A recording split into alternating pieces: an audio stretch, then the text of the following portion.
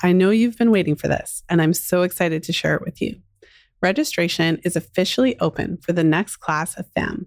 The Fertility Awareness Mastery Mentorship Program teaches you to use the menstrual cycle as a diagnostic tool in your women's health practice.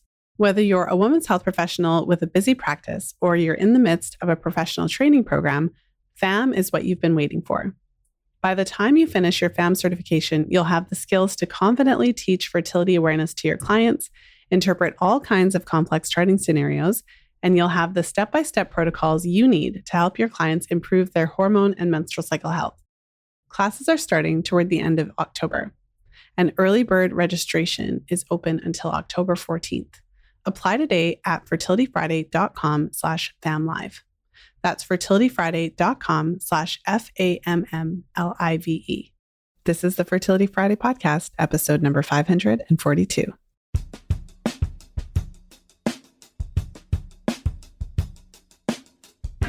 Today I'm sharing a brand new FAMM Practitioner series. I'm sharing my interview with Marisa.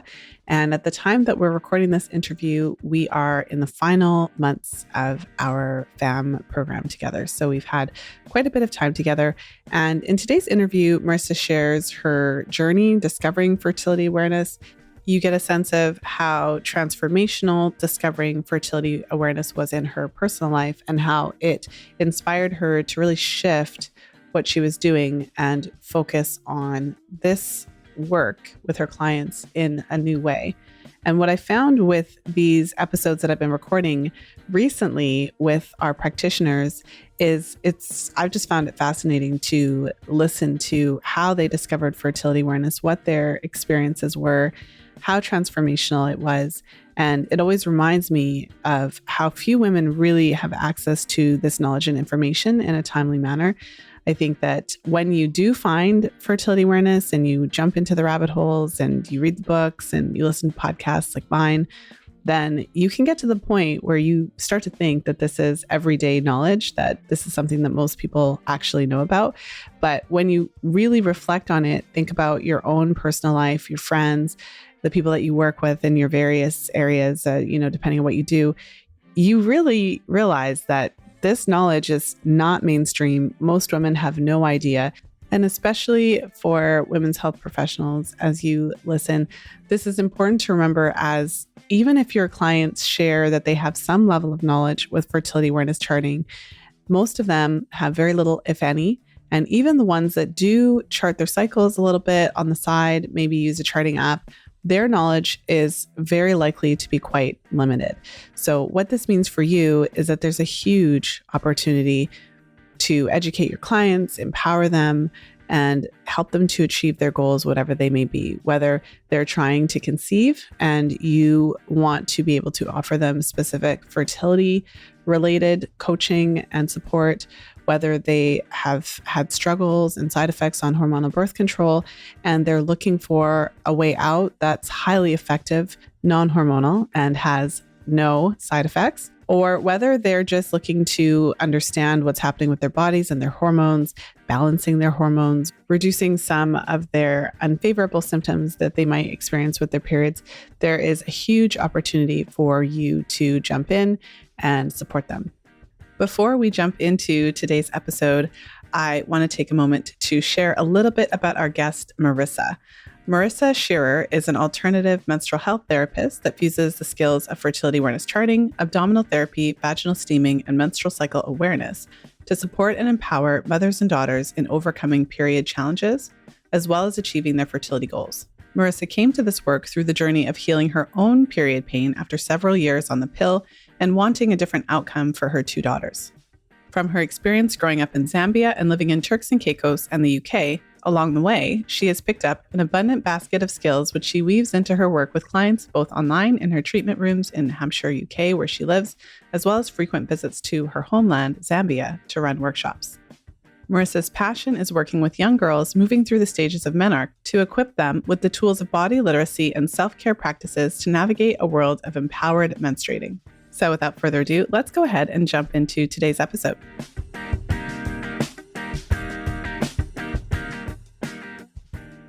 And I'm excited to be here today with Marisa Shearer. Marisa has been a member of our FAMM program. As we are recording this, we're a few months out actually from completion, but it's incredible how fast the time has gone. I feel like I always say that. But nevertheless, welcome to the show, Marisa. Thank you very much. Happy to be here. I'm happy to have you. And I get to ask my all-time favorite question that I think I've asked almost all of our practitioner guests in the series. Let us know, how old were you when you had your first period? And I'd love for you to take us through just your own experience with menstruation and all the things in between, and essentially what led you to want to dive into fertility awareness at this stage. Yeah, so my period started when I was 11 and I was living in Zambia at the time, and the whole topic of periods was pretty taboo. And yeah, I didn't really feel like it was a celebrated event. And they became pretty painful quite quickly and, disruptive to life. Had to quit like the swim team and because I wasn't confident with using tampons. And I ended up going on the pill when I was 16. It wasn't just for painful periods, it was for contraception as well. And I ended up going on it for about 7 years. And I'd left home, I'd gone to England to boarding school, and felt like it was a period of time where I really was in a thick fog and lost myself, was quite depressed. And found out afterwards that it was the pill, but at the time had no idea. Most people that I knew in Zambia just went on the pill and didn't question it. And it was just what was done. There was no talk about fertility awareness. I didn't even know that that was a thing. I certainly wasn't taught it from my mum, and she probably just didn't have the skills to pass on to me. But yeah, I came off the pill in my early 20s, and that's when all the problems that hadn't been resolved, kind of flared up. And I was on codeine based painkillers at one point to just cope with the pain. And thankfully, at the time, Alexandra Pope and Shani Hugo Wurlitzer came into my life with Red School and taught me about the 4 seasons. And that just blew my mind. Like, I had no idea that periods didn't have to be painful and they didn't have to be taboo. And I wasn't like a man, didn't have, the same energy as a man every single day. And that very much set me on my path of where I am today. And there's lots of things that, happened in between, having my 2 daughters, 2 very different births, and now being a mother, approaching that whole menarche phase and figuring out how to support my daughter and wanting to offer her a different experience. Yeah, so I can go on, but I'll probably stop there and let you jump back in. Mm-hmm. Well, thank you for sharing that with us. Yeah, I mean, your experience, it's really interesting. I always love to be part of these conversations because here you are experiencing the most common side effect on birth control, which is depression. I even remember being surprised when I discovered that that was actually the most common side effect. And yet you're kind of observing your peers, your friends who are also on the pill, and you kind of feel like I'm the only one who's going through this. And ultimately, we don't even know. It's interesting at those younger ages, at least I don't know if it's different now, but when I was in that late teen, early 20 stage, although I felt all empowered doing my thing and all the things, I didn't really talk to my friends about these issues in detail, in depth. You might mention that you're on your period or asked to borrow like not borrow, but it has to have a tampon or something, but you don't necessarily go into these experiences in such detail. So share with us then, I mean, obviously it was a big turning point for you to discover Alexandra and Shani's work. Of course, I've had them on the podcast at least on 2 separate occasions, possibly more, and they were actually guest speaker together in FAMM this year, which was fantastic. So maybe share with us how your journey shifted once you discovered their work. Yeah, so they really were angels that came in and ended up revisiting their work actually almost 20 years later when I was preparing for my daughter's menarche. And they have a brilliant course called Mothering Your Daughter Through Menarche, which I did, and then discovered their work and ended up training a couple of years ago on their menstruality leadership program training. But it was, I suppose, just backtracking to when I discovered their work, I started implementing changes in how I showed up to my period and taking rest. And actually, telling my boss, actually, I'm on my period and I'm in pain.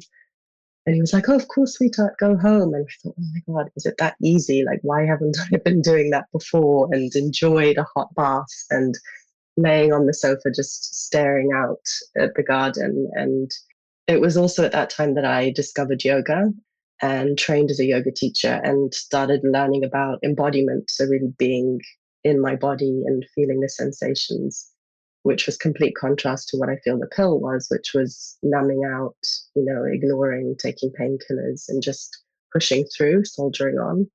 And then I had my daughters, which I mentioned both births. I had an emergency cesarean with my first daughter and spent sort of the next 5.5 years between when I had my next one recovering from that process and learning about what maybe had gone wrong with the pregnancy. I'd struggled with different things. And I then, after I'd had my second daughter, I developed a cyst on my left ovary. And it was actually there in the scan with the second daughter. And it became apparent that it was a problem. I was getting pain during ovulation. And the doctors were suggesting surgery to remove it, like laparoscopic surgery. And I didn't want to go that route. My mother had lost both her uterus and her ovaries to a hysterectomy in her 30s, which I was at that point. I was at that stage in my life. And my mother's mother had also had hysterectomy. She had cancer of the uterus. So I was worried about this story of the lineage repeating. And I knew enough about psychology and root cause of things to know that surgery was not going to heal this and not wanting to pass it on to my daughter. So I went searching and discovered vaginal steaming. So I got my husband, I was living in the Caribbean at the time, and asked him to build me a sauna because I'd seen what they looked like and ordered these herbs from Steamy Chick, who was in California. And the first experience of the steam was just so powerful. And I cried, and it just felt like this thing that had been missing in my life of, the women that had come before and what they knew and what I hadn't received through my lineage. And yeah, so long story short, I started steaming, trained in that, and then later trained in abdominal therapy as well. So all of these tools together, I still have the cyst, I'm still working with it, but I see it more as a gift now and keeps me on my path. And at the same time went from having a period of like 10 days long with big heavy clots to 5 days with very little clots and minimal pain. So yeah, there's a whole collection of things I think that have opened up just from that first seed of going, periods don't have to be painful, and if they are, then there's something wrong. Yeah. Mm-hmm. It's interesting because I'm always in these interesting conversations that don't make it to the airwaves. And this week I was speaking to somebody, and when you have found all of this information and you're in this world and you're regularly having these conversations, it's easy to forget how few women actually have been privy to it. So even where you are now, thinking back to before when it was just this earth-shattering new information that no one had ever told you, periods don't have to be painful or shouldn't, even though it's quite common and all of that. It's something that I often reflect on, because all I can say is when I'm outside of my fertility awareness bubble in my work mode and I'm in my real life and I meet people and then just have conversations organically, I'm at a party or whatever with some friends, none of them know any of this stuff. So, I mean, just to kind of put that out there, how transformative all of this was for you. And you did mention, I mean, I think what you said was so powerful, wanting to break that generational cycle, having had not only your mother had previously experienced a hysterectomy, but your grandmother also. And here you are at a similar age as your mother, potentially facing that similar outcome. So I think it's also really inspirational that you sought to break that cycle and have a different outcome for yourself and then hope for your daughters as well. Having two daughters, I mean, my daughters too, so we're a ways away from, cycling.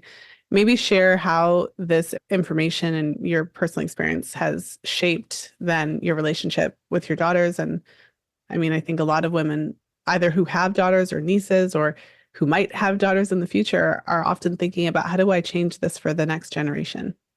Yeah, I mean, when I did the course from on Red School of Mothering Your Daughter Through Men, it was really well, it hadn't really occurred to me that my experience of my menarche played a big role in my experience of having periods. And yeah, like I said, it hadn't been celebrated. My mother didn't know, she was Irish Catholic immigrant living in the UK. There was no talk of empowering women. And, my aunt, who's similar age as my mum, she thought she was bleeding to death when her period started. Nobody had told her about it.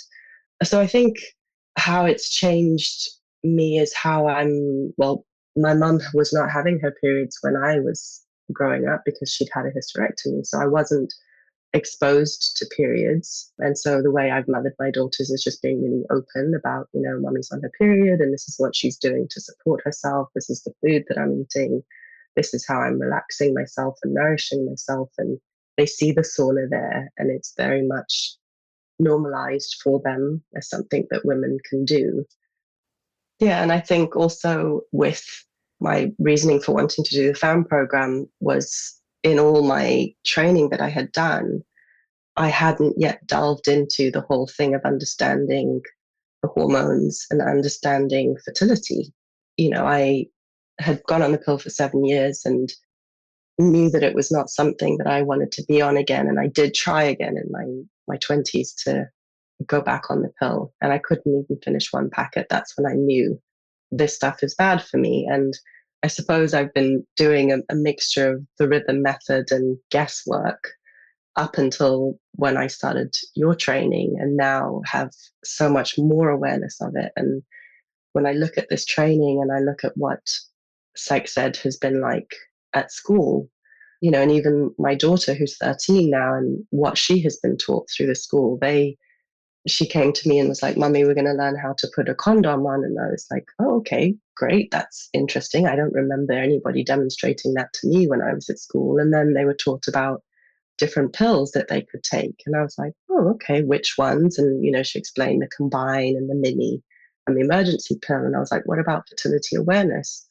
And she said, no, there's no mention of that. And it's made me realize young girls need to learn that. They need to learn about their body and be empowered with that knowledge so that they can choose whether or not to go on it. For me, it was more like you're going on it through fear and lack of knowledge. And I also was petrified because I didn't really know when I could get pregnant. For all I knew, it was any day and even on my period. And so I think it's made me, and even with the women that have come to me for my practicums through the FAM program, a few of them have been wanting to do it so that they can teach their daughters. So I just think it's so wonderful that mothers resourcing themselves with that knowledge. And if they don't have that resource or they don't have that dialogue with their daughter, that they know that they can come to somebody like me that could teach their daughter and empower their daughter with that knowledge and just know, the negative effect that the pill can have. And there are many, as you've got lots of great podcasts that explain that. Yeah, so it's just making me want to equip them with so much more. Well, there's so much that I can pick up on from what you just shared. One quick question. You mentioned that you tried to go back on the pill and then you realized you couldn't within a month. So what happened? What was it that happened that made you within just a few short weeks need to come off? Well, it was a long while ago, but what I do remember was just crying, just uncontrollably crying. And my boyfriend at the time, who is now my husband, he just was like, what's wrong with you? And I explained, and I think it's the pill. And he was just like, you have to stop. Just stop taking it. You don't need to put that in your body. And thank God he was like that and was prepared to support me in not going on it, because I knew many women whose partners would not do that. So, yeah. Mm-hmm. I've heard that what a similar experience of it changing your emotions and then it being the partner is like, wait a minute. So you're not alone in that. I think what I've discovered over the years of teaching fertility awareness and working with women, and obviously being privy to a lot of what's happening in couple relationships, is that, often men are actually quite supportive, especially when they realize that it could be affecting your health or affecting your emotions. I think that for a lot of men, like a lot of humans in general, they don't know. No one, most of us didn't know that the pill could have that kind of effect on us. I think that's safe to say. So yeah. So just to kind of put that out there, because I think my experience has been that generally, and I know that there's always exceptions, and yeah, some women, their partners are not supportive, but generally speaking, what I've found from the women in my practice who I've worked with who were looking to do fertility awareness, as soon as their partners realized that it was having a negative health type effect on them in one way or another, they were a lot like on board kind of thing. Something else that you mentioned that, so this, I think this is controversial, but it's okay. But you mentioned in your daughter's class that they were taught sex education, right? And when you mentioned that they were taught about how to use condoms and then they were taught about all the different pills they could take, I feel like there was a part of me that just got my back up around that. Because, first of all, this is medication. And who's teaching these classes? Is it, because really, if we're teaching children about medications, it probably should be a pharmacist, because pharmacist is the person who is well aware of the side effects, the contraindications, the nutritional deficiencies that are generated by these medications, because they are medications. So for me, I understand that that's the standard. And when I was in junior high school, how many years ago is that? Like 30 years? I don't know. I'm old. But but it wasn't like that, in the sense that I don't recall being taught about different kinds of pills and that level of detail. It was kind of like, the hormones and not hormones, whatever. But anyway, I just felt the need to touch on that a little bit, because that made me feel a little bit uncomfortable, because I would anticipate that nowhere in that education were they told about any of the side effects No. And at I all. mean, I certainly wasn't. And I went to a doctor. I was at school in England, and when I came back home to Zambia for like the Christmas holiday or whatever, I was marched off to the doctor's office to be given my prescription to get the pill. And there was no mention of that. I remember there being a big piece of paper that I read, and, part of me was like, oh my goodness, this is quite scary, but it was all big words. And I just thought, well, surely it's fine, because, he's a doctor and the family respects him. And all these other women that I know and love are on it as well. And it wasn't until years later. I mean, one of the documentaries that I love and tell lots of people about is the business of birth control. And I run film nights where I bring women together and show them that and give them an opportunity to talk about what's raised in it. And I love that I had started doing the FAMM program and had watched this documentary many times. And I was like, oh, there's Lisa, there's my teacher. And I've watched it so many times now, and every time I watch it, I learn something new. Like, there is so much information to take in and understand. I think so many people don't know. It's not common knowledge. I didn't know until I had to read the fifth vital sign as part of our coursework, that all the things that the pill can do, like shrinking vulva tissue and, shrinking ovaries. And I didn't know any of that. Yeah. It was more the emotional things that I was aware of, because that was what was apparent. Yeah. And thrush, that was a really inconvenient side effect, which again, I didn't know that was most likely the pill. Yeah. Yeah. We're just at a very interesting time when it has become so commonplace. I've talked about it many times that women many, even as you listen, the listeners, as you're listening, you may have found yourself in a situation where you've been asked to list out your medications and you're literally on the pill, but it just doesn't even occur to you that that's a medication. And you just don't even write it down because you're not even considering it as a medication. And so I'm still talking about it, but just the thought of having my 13-year-old daughter in a class where they're just talking about the pill and, oh, you can go on this one, you can go on that one, you can go on this one, as if it's ice cream or something, when every year in the United States alone, anywhere from about 250 to 350 women die from using the pill as directed. And I don't say that as a scare tactic. It's just fact. It's just statistical fact. So, and I've interviewed so many women on the show over the years who had serious side effects and could have died. I interviewed a woman who had a pulmonary embolism and she lived to tell the tale. She even went to the doctor. You keep saying this example because I'm sure I've said it on more than one episode, but she went to the hospital, she went to the ER and she said, I think I'm having a pulmonary embolism. And the ER doctor said, what? Did you Google that? You're fine. And she was sent home and then she collapsed on her floor and her boyfriend had to call the ambulance. And then she was sent back again, and it turned out that she did have a pulmonary embolism. So it's, and then the number of women I've spoken to who've had, potential blood clotting issues. So I feel like we're taking a little tangent here, but that really irked me.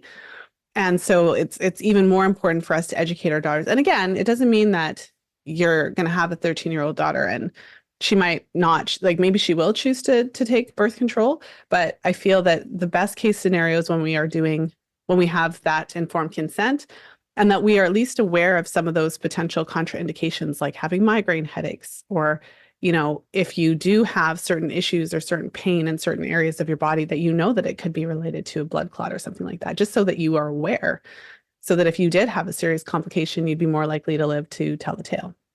So that irritated me, obviously.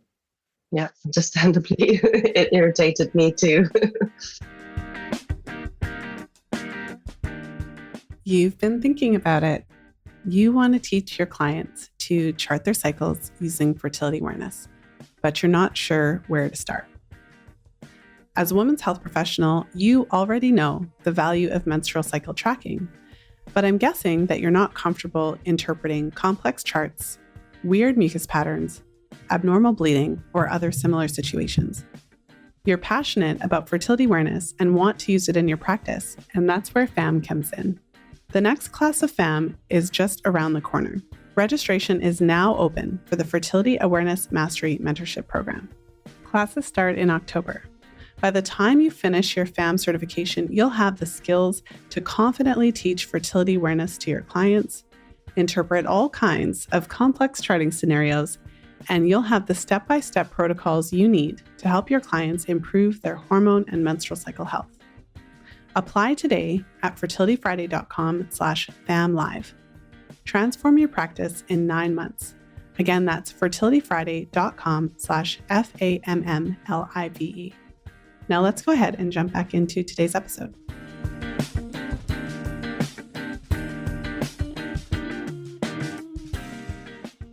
And there's one other thing that I'll just mention. This is the controversial part, if that wasn't controversial enough, is that these days, other than condoms, we're not even, I don't think there's even a conversation anymore about other non-hormonal methods like the diaphragm or the cervical cap that could be used in conjunction with condoms and spermicide.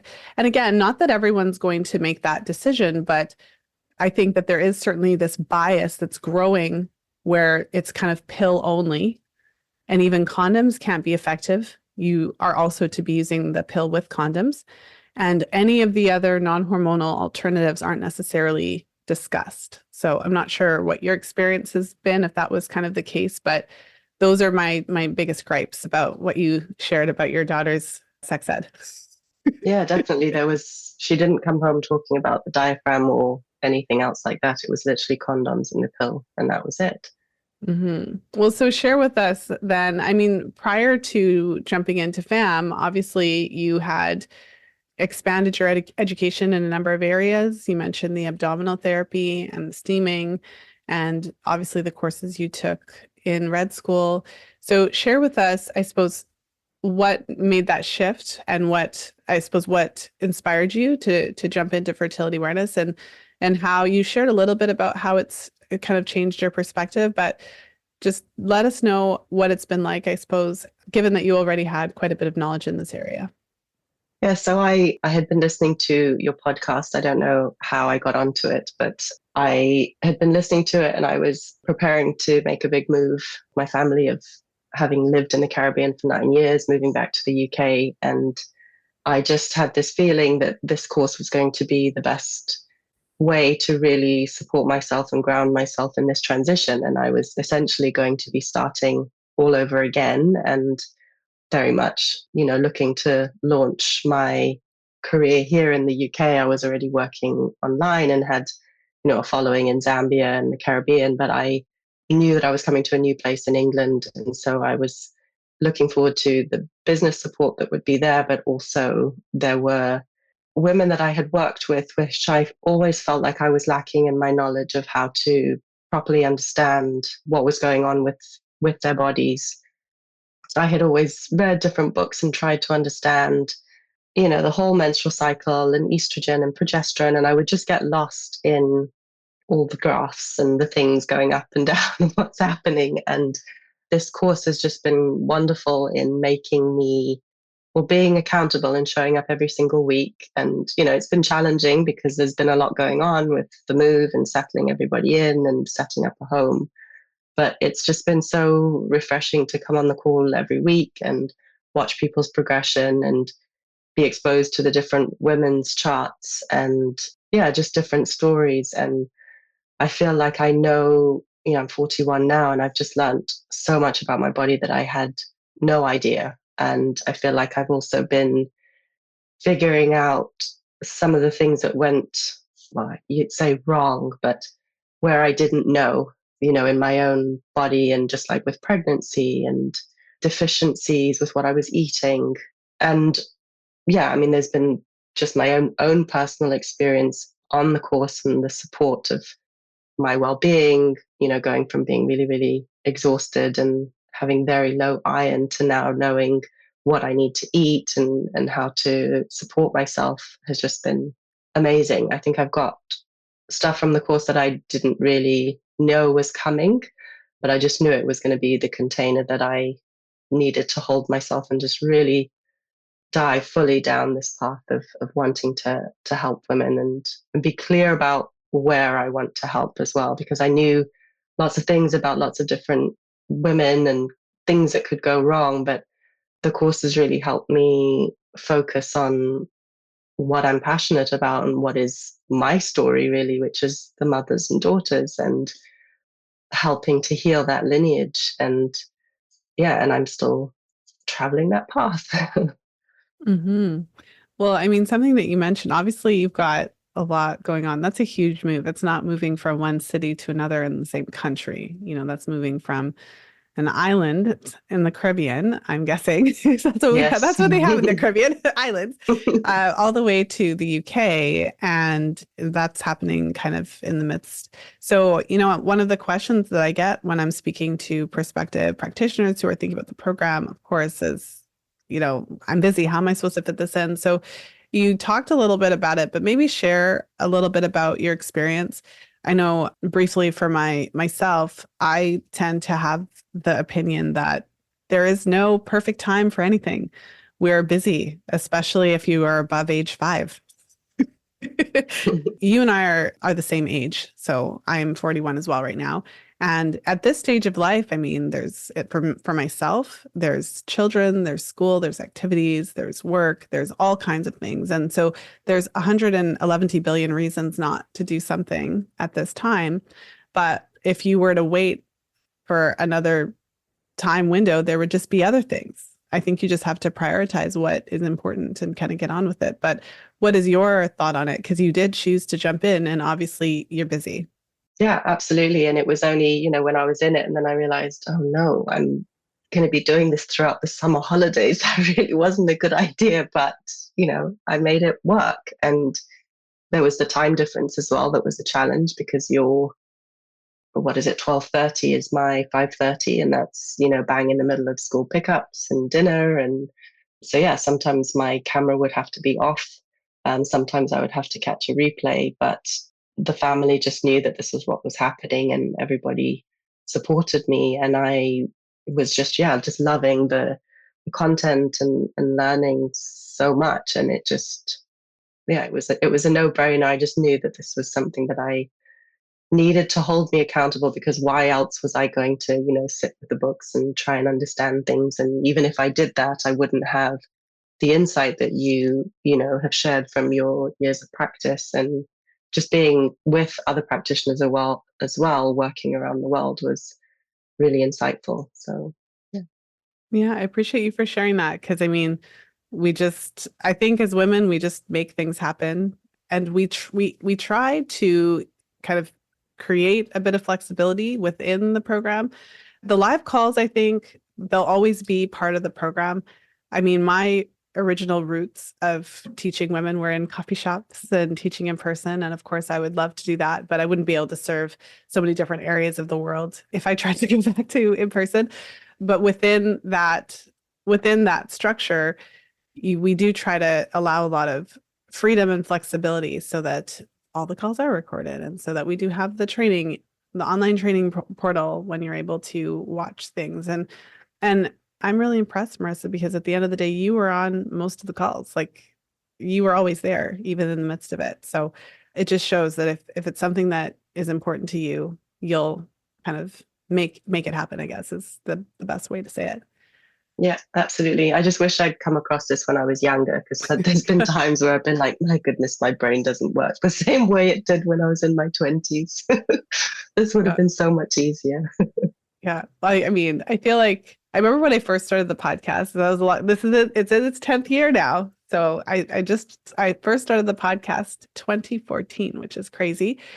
But I remember, I would be getting messages from women who now I am 41, who were that age then, and, feeling really disappointed, angry, frustrated that they had missed this opportunity to learn how to chart their cycles. And so I do think for our practitioners, because we've had practitioners in all different age ranges, and we have had practitioners who are past cycling age join the program.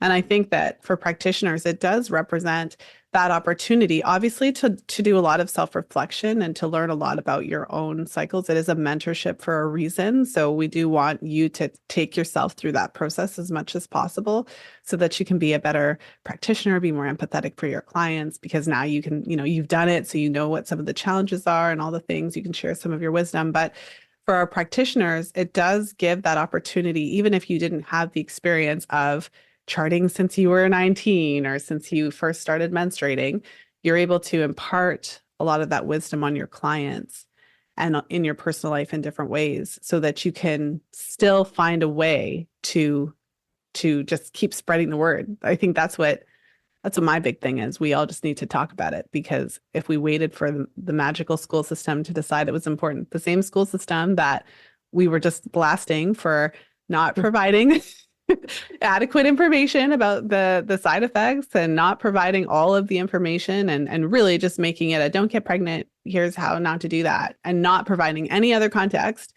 If we wait for them to figure this out, I think we'll be waiting until we are well past grandmothers, maybe even great grandmothers. Maybe our children will be grandparents before before this is in the school system. I don't know. Well, I'm quite determined to influence the school system, at least while I can, with, my children and perhaps surrounding schools. I mean, that's something that this program has given me, is the information, the studies to show evidence and wake people up, really, wake parents up and teachers, and make them aware that this is something that we need to share with our children. I mean, I think there was a big chapter of my life, like very fundamental years of growth and development, that was suppressed because of, I can't put it all on the pill for sure. I can't say it was 100% that. There was other factors as well, but I remember, I don't know where I heard it, but somebody saying that at least wait until your daughter's 18 or 19 if you are going to put them on the pill, because at least their bodies have had chance to establish that hormonal system and to figure itself out before you shut it down completely, so that at least when they, want to get pregnant in years to come, it won't be such a difficult journey. So, if that's what it is, and I mean, I know I can say all of this to my daughters and anybody's children that I can, influence. At the end of the day, they're going to make up their mind what they want to do. But I just think at least if you know, then yeah, you kind of know better. Yeah, I mean, I always say I believe that when we inform women about the side effects, the potential side effects on birth control, and one thing about side effects, I mean, I obviously have a lot of opinions about birth control. So I'll say a couple of things. So the first thing I'll say is that we have this idea that some women experience side effects and some women don't. And what I will say about that is that in order for the pill to work, it does shut down ovulation. That's the primary mode of action for the combined contraceptive pills, and combined just meaning the synthetic estrogen, synthetic progestin combo. And when it shuts down ovulation, we experience a dramatic reduction in our natural estrogen, our natural progesterone, and our natural testosterone. So across the board, all women on these combined hormonal contraceptive medications will have that hormonal impact. And when we talk about side effects, it's just that how will that dramatic drop in testosterone, for example, affect you? So some women will notice a significant drop in libido. Some women will notice that sex is painful because of that. The vulvar tissue thins out quite a bit. And for some women, that results in a lot of pain or discomfort. Some women will experience depression. Some women will experience anxiety or mood swings or panic attacks as it relates, at least in the research that I was doing, partially to the deficiencies that are created with B vitamins, particularly B6 and B12. So I would say these effects are across the board, but it's what we refer to as a side effect is kind of that unique way that this issue will impact you, like how it will present for that person. So that's like the first thing that I want to say, about birth control. I think I've lost my train of thought for the second thing. So maybe that's enough pill bashing for the day, or maybe it'll come back to me. But ultimately, I mean, when we get into these, now I remember what I was going to say. So what I was going to say is I'm of the opinion that when we inform women about these side effects, because some people would say, oh, it's just fear mongering and you're trying to dissuade them from coming off. So what happens is I think that there's one of three outcomes. Some women will hear that information and say, well, you know what? Thank you for telling me. I'm still going to take the pill. And they would take it for just as long as they would have anyways, because maybe they don't experience those negative effects. Some women are going to be aware of that information and they're going to say, okay, well, right now, this is the best option for me, but I'm really glad that you told me. And then they will modify their use. So there are women out there who will still use it, but maybe they are going to be a little bit more thoughtful. So instead of just being on it for 20 years, maybe they'll go on it for like the 3 or 4 that's really critical for when they're at a certain stage of their life. And then they'll seek alternatives. And you could even say within that group, there would be women who go on it and they know about the side effects. And so if they experience the depression or the thrush, like the yeast infections going to BV to yeast, and then they know that it could be related, they would also modify their use for that. So it's like we give these women an opportunity to come off of it if they do experience the side effects, whereas most women who experience side effects, sometimes it takes them months or years to even make the connection that, oh my gosh, this could have been related to the pill. And then there's a third group who would be like, okay, you know what? That's a little too much. I'm not going to go on. So I feel like when we tell women about the side effects, it doesn't mean that no one's going to use it, but it allows us to then make that informed choice of how we are going to interact with these medications. Yeah, I feel that there's also another piece in there with the whole education of young children, and perhaps is a little bit controversial, but we're talking about sex, and what about self-pleasure, and what about promoting that as, that you don't have to go that route to have a good time, but actually this is something that, you're then not looking at going on the pill and you're getting your own needs met by yourself. And imagine if that could some way work its way into the educational system.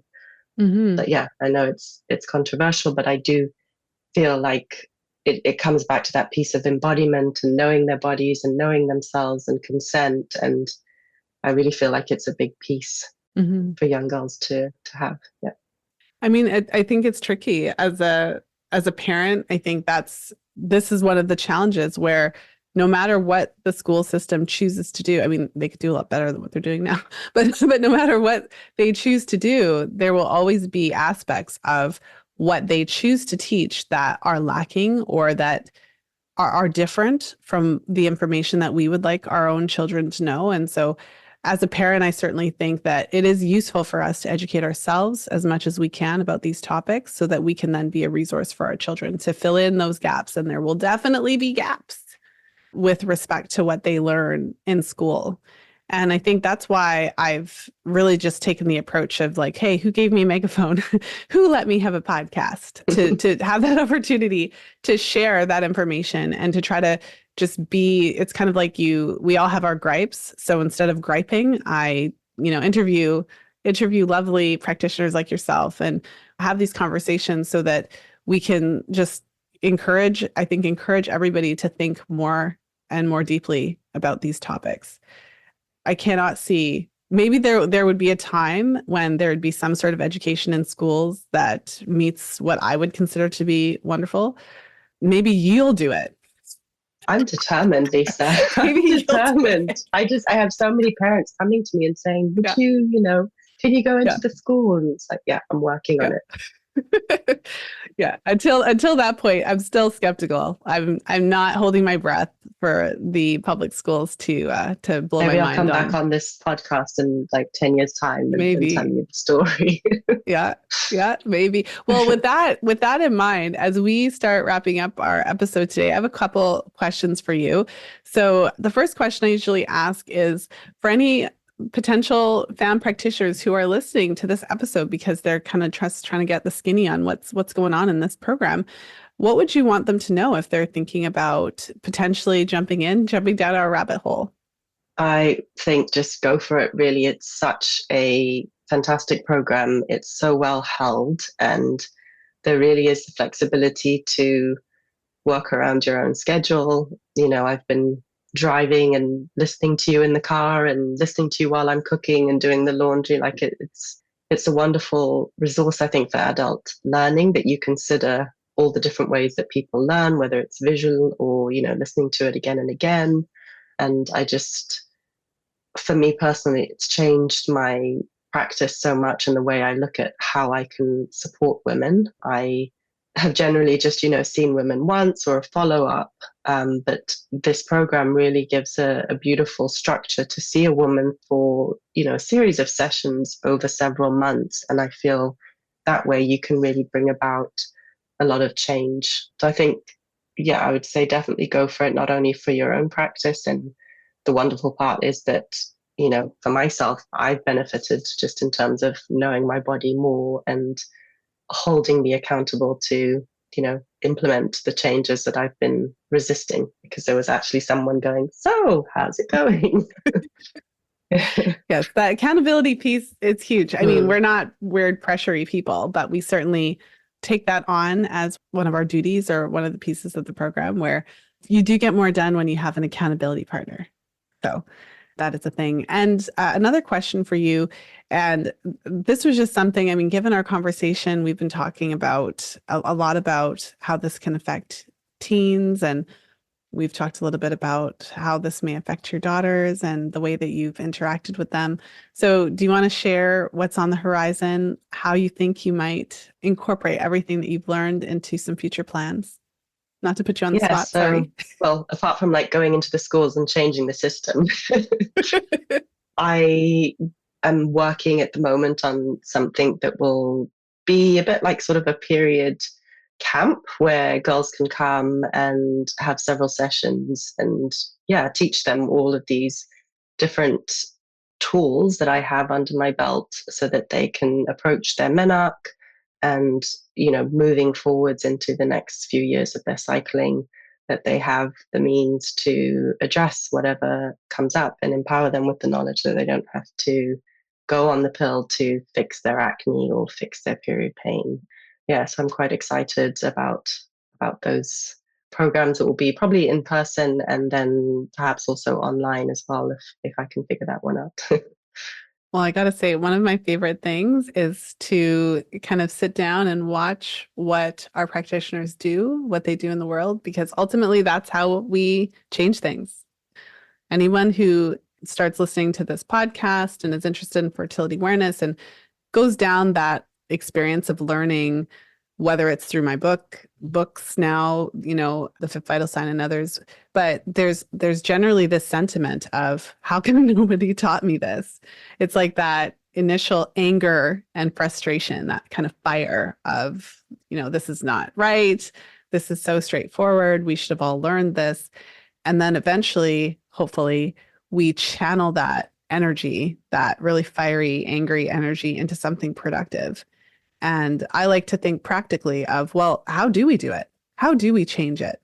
I think we change it by first changing ourselves and making sure that we are educated, and then finding ways to educate those around us. And I suppose I can put the caveat, those around us who want to know, because sometimes what happens is we get all excited and we have all this information and we try to, everyone like ram it down everyone's throat.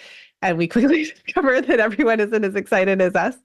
But given a little bit of planning and intention, we will eventually find our tribe. And I think that that's how we make the difference. So I'm excited to see what comes out of this. And Marisa, for anybody who is listening, wants to know a little bit more about you, please share where they can find you, where you are on the socials and the interwebs and all the places.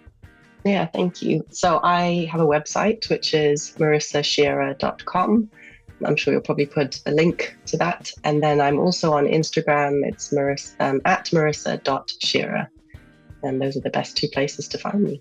Great. Well, yes, we will definitely put those in the show notes page. So if you're listening on the go, you can just go into your podcast player and you'll find links there for where to find all that information. And I just want to thank you so much. This has been just such a lovely conversation. I always say it. I love these conversations. I love getting a chance to talk more in these particular episodes to our practitioners. I always learn more, even though we've talked so much, even though we've been together for months and months, I always learn a bit more and get a much deeper sense of your story. And so I just really appreciate you sharing that today. And I'm sure that you've inspired many with everything we've talked about. Thank you, Lisa. And thank you for being you and doing all the wonderful work that you do. I really appreciate you. Oh, thank you. Thank you for listening. If you enjoyed today's show, please share it with a friend. You'll find the show notes page for today's episode over at fertilityfriday.com/542. I hope that you enjoyed today's episode with Marisa. It was such a treat to be able to talk with her and take a deep dive on the podcast to really hear in depth about her story. And one of the things that stands out to me in working with Marisa is her desire to focus on youth education. And that desire is, at least in part, fueled by her experience as a mom of her two daughters and really wanting a different future for them to have a different relationship with their cycles, as well as for, in the broader context, in general, for women to be brought up in a way that really fosters their knowledge of their bodies and their experience of menstruation. Many of us, over the years, I've done many interviews, and it's just, I always say it's my very favorite question to ask, how old were you when you started menstruating and what was that experience like? And over the years of asking that question in a variety of episodes, for those of you who've been longtime listeners, you've heard a lot of different responses to that question. But it's really interesting just to hear the variety of experiences women have had with menstruation and how few women have a really robust educational experience, whether it be from their mothers or their sisters or their aunts. But it's remarkable how few women are educated about their periods from the get-go beyond simply, here are the pads, don't make a mess, if you know what I'm saying. So that's one of the amazing things about running the FAMM program, our Fertility Awareness Mastery Mentorship. I'm able to just kind of sit back and see what our practitioners are going to do with this information. And we do provide enough information to equip our practitioners regardless of what direction they want to take. So we do have some support for practitioners who are wanting to delve into working with youth and a variety of other topics that come up. If you are thinking about joining us in the FAMM program, registration for this program is closing toward the mid to end of October. We are starting on the 22nd of October. So if you are waiting for a sign or waiting for that right moment, this is it. So definitely head over to fertilityfriday.com/FAMMlive. That's FAMMLIVE for additional details to apply. Reach out to us if you have questions, and we'll certainly direct you to any information that you need to know about the program. So with that said, I hope that you have a wonderful weekend, whenever you're tuning into the show. And of course, as always, until next time, be well and happy charting. And that's a wrap. If you're loving the FAMM research series or our FAMM practitioner series, then I know you'll love our Fertility Awareness Mastery Mentorship Program. It's a 9-month immersive experience that will completely transform the way you work with clients, allowing you to not only teach fertility awareness to your clients, but to use the menstrual cycle as a vital sign and diagnostic tool in your women's health practice. Our next class starts on October 22nd, so there's still time for you to reserve your spot. There's no other program like this offered anywhere. Transform your practice in 9 months. Head over to fertilityfriday.com/FAMMlive to apply now. That's fertilityfriday.com/FAMMLIVE.